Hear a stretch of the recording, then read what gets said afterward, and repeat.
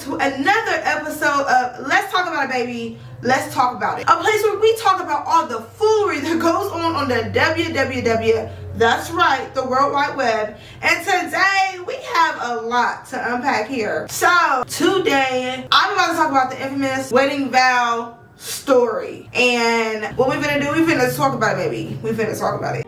I'm Cody's ex from high school. I'm Cody's ex from high school. Hold on, wait. So, you mean to tell me that the groom's ex from high school was invited to the wedding?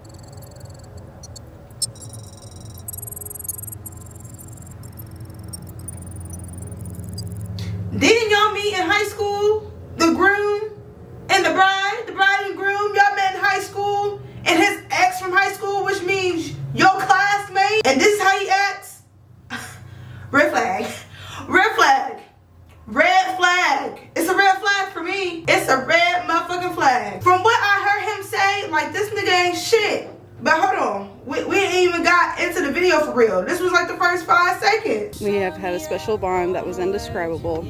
Since then, you have distracted me, captivated me, and challenged me in a way no one ever has. Loved me when I was in a million pieces.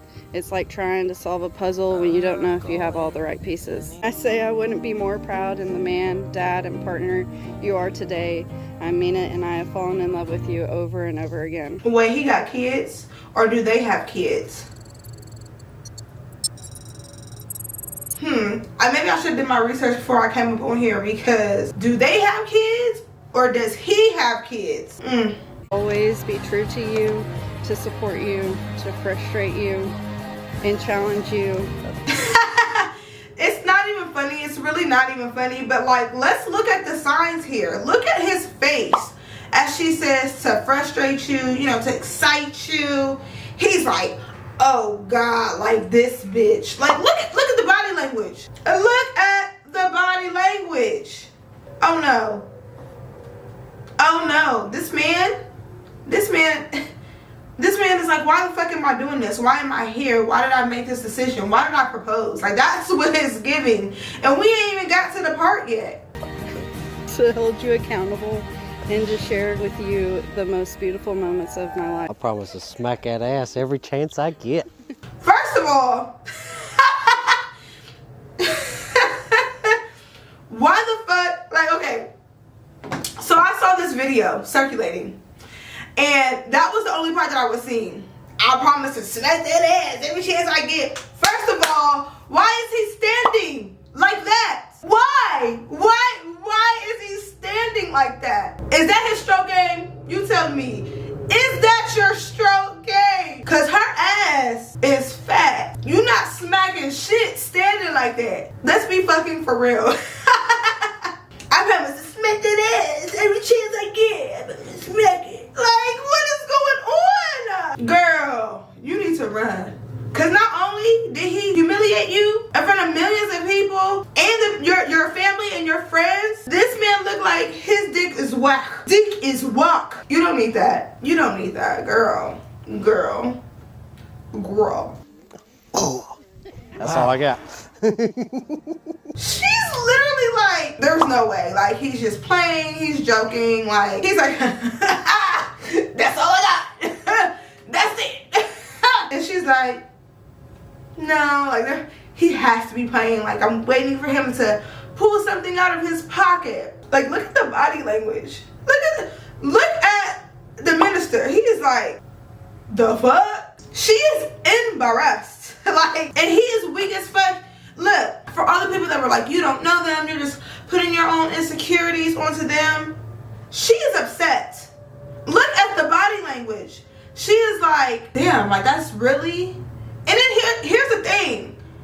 They agreed to both write their vows.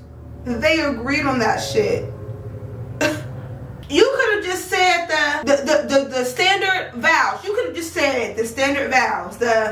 Through sickness and in health, for richer or for poor, you know, those, the basic lines that we all say. Well, not me, because I'm not married, but you know, the basic lines for marriage. And you decided to write your own vows. it. Yeah, I would be pissed the fuck off too. What? Ain't no way. And you're laughing.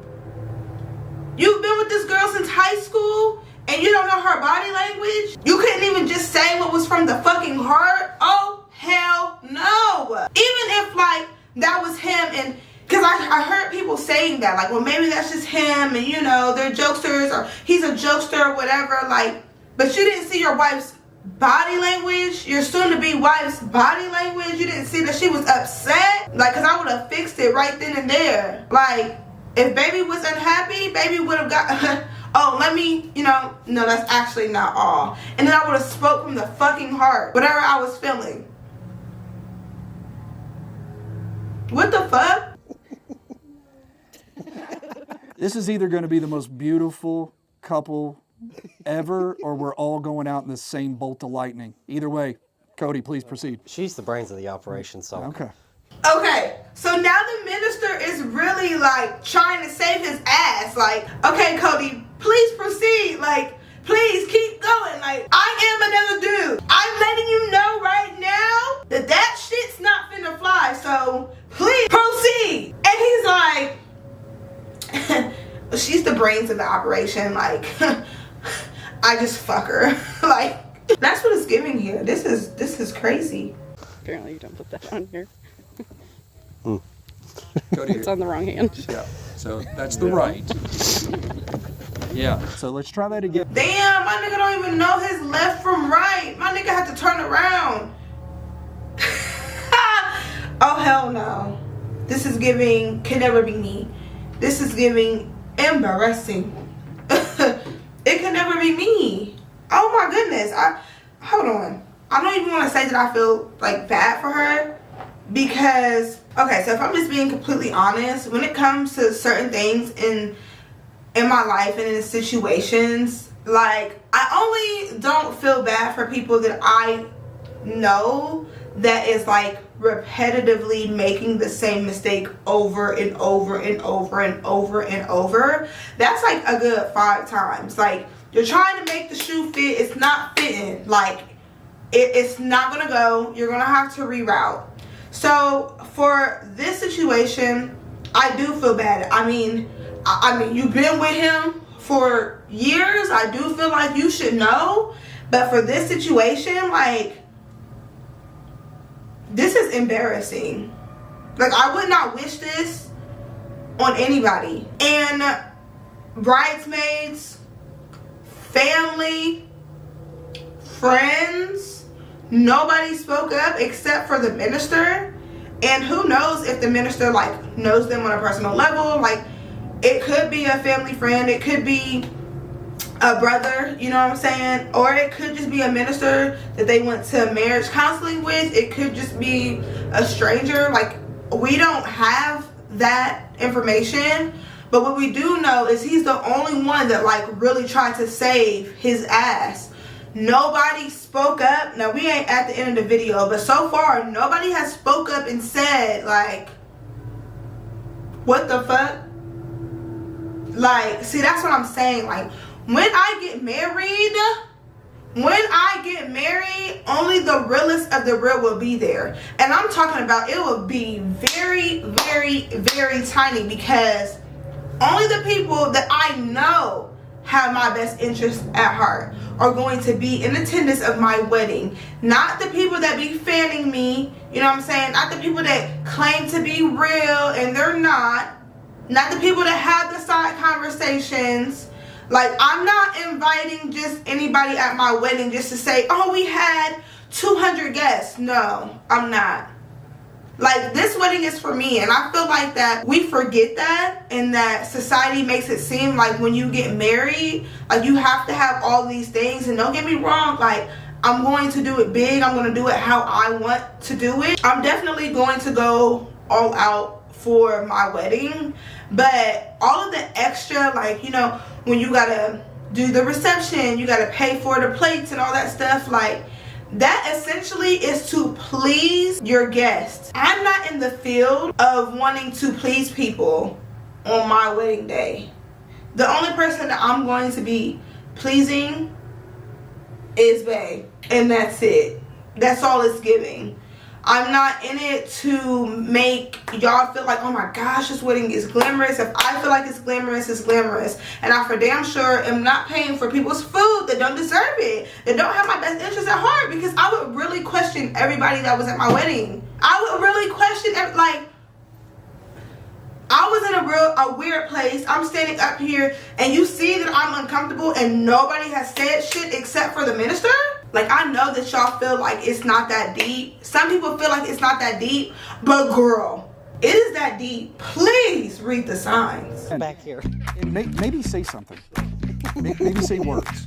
He's like, maybe say something, maybe say words. Like, he's really trying to save your ass and you're laughing. Like, ain't shit funny. You say words now. I love you. I promise to frustrate you all the time. I love you. I promise to frustrate you all the time. Is that not what she said? Always be true to you, to support you, to frustrate you. Promise to frustrate you all the time. Good. Promise I'm not going to listen to you. I mean, I will listen. I got that backwards, didn't I? I promise I'm not going to listen to you. Like, what the fuck? Like, are you drunk? Are you high? Is that it? Are you sure? I didn't write nothing down. Like, he's really trying to save his ass. Is that it? Are you sure? He's like,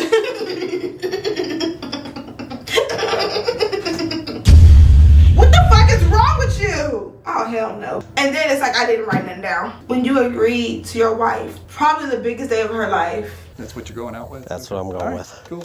We've made it this long. Wing it. Yeah, like you did. Totally relate to whatever crazy stuff he puts KK through. I am disgusted. The whole purpose of Let's Talk About It, Baby, is to learn from what we see on the internet. Not just to talk shit, okay? Not just to get a kiki, not just to get a giggle, but to learn. And what did we learn, ladies? Number one, to make sure that you have people at your wedding that actually give a fuck. Because in my opinion, baby, nobody gave a fuck about you or your feelings. And that's sad. That's sad that we live in a society to where it's normalized for us to have big weddings, to just invite people that don't even have your best interest at heart. Because I'm letting y'all know right now, when I get married, people are going to be in for a rude awakening. Because it will not just be anybody. The people that show up and show out for me time and time again, the people that call and check on me with genuine intentions, because let me tell y'all something. Just because you do something with great intentions doesn't mean that somebody else doing that same exact actions had those same exact intentions. Somebody could do something that society thinks is nice for you, but the reason why they did it was not because they were being nice. Their intentions were not there. And I think that it's important for us to take time and really learn ourselves and take times to learn the people that we have around us, because people's intentions will be whack as fuck. And as you grow and you learn, you realize that people are really low-key in competition with you. People are really low-key jealous of you. And that energy does not need to be at your wedding. I don't know her whole situation. I just know that it's weird and strange to me that nobody spoke up. And y'all probably looking at me like, girl, you think too deep into it. But I'm like, girl, no. Number two, be mindful of who you say yes to. There is no reason to settle, ladies. And I did a video about settling, and the men chewed me up. The men chewed me up. First of all, I'm a black woman, so I already knew it was coming. I'm a black woman of a darker complexion. I've been called dark skinned all my life, but recently it's like, hey, you're not dark skinned. I don't know what I am. I'm black, okay? I'm African American. My dad is Nigerian, okay? I'm black. But regardless, especially in the black community, we are told to settle. We are told that you have to be married at a certain age. We are told that you have to be married before you have kids. We are told because of that your time is ticking, and you having kids in your 30s is a problem. We are told that if you are in your 30s and you're single, something must be wrong with you. Like, baby, just because you didn't settle doesn't mean anything, because that unhappiness will still always be there. If you were unhappy, you had those thoughts when you decided to get married to that man that you knew wasn't your type, just because you wanted to settle, just to say, well, I got a husband, I got somebody on my head, just for the validation of other motherfuckers that don't even give a fuck about you. Can I get an amen? Why? Because do they have to live with this motherfucker every day? Do they have to accept the shit that this motherfucker does? Do they have to fuck this motherfucker? Like, we do a lot to just impress people, and I am not in a space at my mature age of 27. I'm no longer in a space to want to impress others. It's about what makes you happy, and I just genuinely feel like by her body language, she was not happy.